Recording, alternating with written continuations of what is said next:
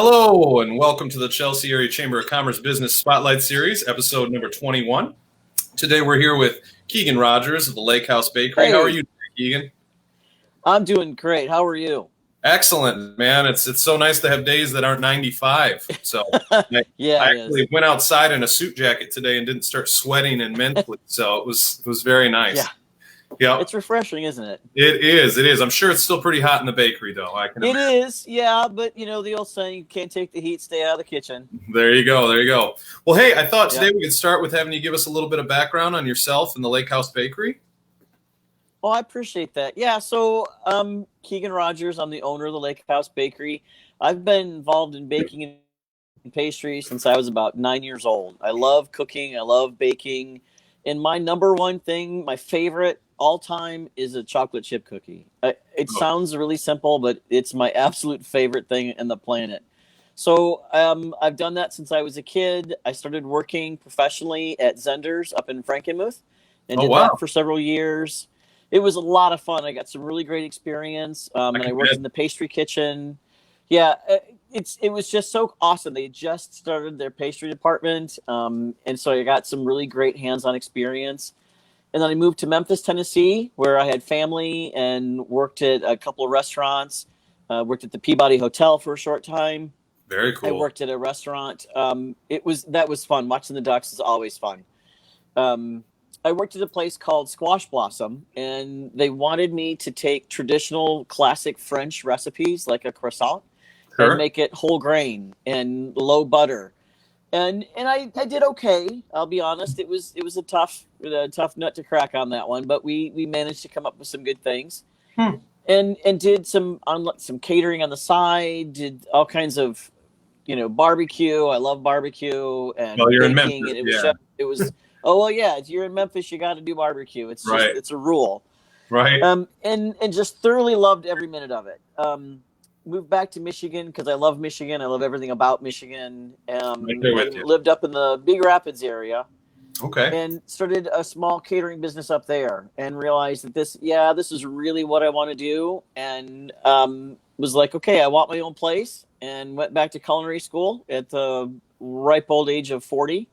And I was one of the oldest in the classrooms, but it didn't matter because I had a lot of experience. Sure. And went to Schoolcraft College in their culinary arts program and graduated with honors. Nice. Yeah, it was a lot of fun, and it was some great Okay. experience, and the chefs there are awesome. I just thoroughly enjoyed everything. And then I started working at the co-op in Ann Arbor, the People's Food Co-op, and Sure. I took over the bakery department and took it from one person, me, to 7 of us, and we were working overnight, and had wholesale accounts, and so it was like a really mini business for me, Yeah. which was great experience for actually finding and purchasing the bakery, Right. and turning it into my lifelong dream. We've been That's open just over a year and a half now, so God, I'm it seems like really longer proud of than that. Yeah, it's only been a year and a half. Yeah, that's nuts. Yeah, I guess. Yeah, I don't know. We've just had you involved with stuff right off the bat. I feel like you were doing pretzels at our beer garden last fall. Yeah, and sure did. Did our corned beef dinner at Shamrock and Roll. And Yeah. Yeah, so yeah, it's awesome. It's nice to see you get on board and then just immediately start getting involved and being a part of these community events and stuff. It's awesome. Yeah. Yeah. It's important to me to be a part of the community because, bread is the staff of life and everybody has to have bread. Yeah. But you don't necessarily have to have a cookie. I'm trying Right. to change that mindset. I think a lot of people would agree that you do have to have Right, you do need to have a cookie. Yeah, I mean, everybody, every now yeah. and then. Yeah. My ultimate goal actually is to take over the universe one cookie at a time. There you go. And I'm working my way there. So it'll take me that's some good. time. That's Yeah. good. Well, hey, I wanted to ask a little bit about where you tend to get the majority of your ingredients and stuff that you use for your baking. Michigan. I mean, I try to source as much as I possibly can from across the state. I'm partnered with a really great vendor who does that for small businesses. That Nice. they get a small business, a farm, a small meat business, a small jam shop, and they pool them together and give that small business access to a larger audience throughout the state. Oh, okay. So we use Grand Traverse flour up in it's a company up in Traverse City. Yeah. We use Michigan maple syrup, of course. There's a company that we get the bacon from. So like as much as we possibly can, we use, because Michigan has the best bounty. The blueberries for our muffins are Michigan blueberries. Yeah. We did a raspberry hand pie not too long ago. They were Michigan raspberries. Well, so yeah. I'm glad I ate lunch before this because yeah, it's gonna make you hungry. Yeah. Yeah, well, that's great. Well, now that kind of takes me right into the next thing I wanted to talk about. You mentioned some of your raspberry. You called it a raspberry what? A raspberry hand pie. So it's not quite like a full serving, but it's enough for 1 or 2 people. Yeah. Nice. Very cool. Well, that's what I wanted to ask. What kind of things do you have? I know a lot of people hear bakery and they think, okay, great. He's got, maybe donuts, maybe bread, this or that. But you've got quite a menu going on over there. We do have quite a menu, and unfortunately, we don't do donuts. We don't have a fryer, but we have a really great donut shop in town, and I love donuts. I have a weak spot for donuts. But so we've got bread, we've got cookies, of course, we've got bagels, croissants, butter, chocolate, and almond croissants. Those are awesome. And then we've also got anything pastry related. We can do anything special, custom ordered. Because of my culinary training, I am a fully trained pastry chef. So macarons are some of our most popular items. And then we just launched, I'm so excited about this. We just launched our new sandwich menu. We've got 5 new sandwiches. We've got pizzas on Friday and Saturday night, and we're using our breads to showcase the deli meats that we get, and they are so good. We also have a couple other savory items. We have beef and vegetable pasties. We've got, oh man, and yes, they have rutabaga in them. They are the real deal. Yep. Nice. We also do, like I mentioned, the pizzas on Friday and Saturday night. And depending on where you're going, you could get some quiche. We do quiche special order, and sometimes you can get our quiche down at Agricole. They get a whole and slices, so you can just go in and try them. And we try to play with our flavors and come up with something fun and unique. But I'm really excited about our sandwich menu. I got to jump in there. The sandwich menu. I stopped by week 1 of Restaurant Month and grabbed the turkey sandwich that had the coleslaw on it. Oh, yeah, the garden turkey. Oh, yeah. Oh, it was amazing. It was so good. Yeah, so we took awesome. Our multi-grain bread, which is our most popular bread, with an oven-roasted turkey, which is no preservatives, no artificial colors or flavors, like oven-roasted turkey. Like, that's the ingredient. Yeah. With a vegetable slaw that's got kohlrabi and broccoli and kale, and then mixed it with a garlic sauce to go on there, and then just put that with the cheese. It's a horseradish chive cheddar cheese. It's ridiculous. Oh, man. Yeah. All those flavors together. Yeah, and that's the thing. I love turkey Reubens, but like you said, I mean, 2 things that I noticed right off. Obviously, the bread was great, but the lunch meat, as you said, your cold cut, like they're really, really tasty. It's not what you're expecting. It's not what you go get at the grocery store unless you're paying top dollar from the butcher. And then that slaw is not just like a normal slaw, as you said, broccoli and stuff in it, and the garlic is great. I could sit here and talk about each ingredient on each you have, like, and we could do this forever. But yeah, so good, so good. I'm so glad you enjoyed it. Yeah, I still haven't made it in for the pizza yet, and it's just bumming me out. But I know it's you do so well with it that it usually sells out every night, right? We try to. We try to actually make a little bit more so that we've got enough for everybody to get what they'd like. But our pizzas are really popular. We make the dough fresh that morning, so it's just fresh dough, which a lot of places get pre-made. It comes in a bag. But we make the dough fresh, and then we let it sit and ferment for 12 hours. Oh, okay. So it's usually made about 4 o'clock in the morning, and then we don't start pizzas until 4:30 on Friday and Saturday. Got ya. So it sits and gets that really nice sourdough kind of flavor to it. Then it's hand tossed out to a really thin size, 12-inch thin crust. And with the oven we've got, if you've been by and you've seen our oven, it's giant. It's huge. And it's got these stone decks in there, and they're just so awesome for pizza. They go right on the deck. It takes 8 minutes for the pizza to cook in the oven.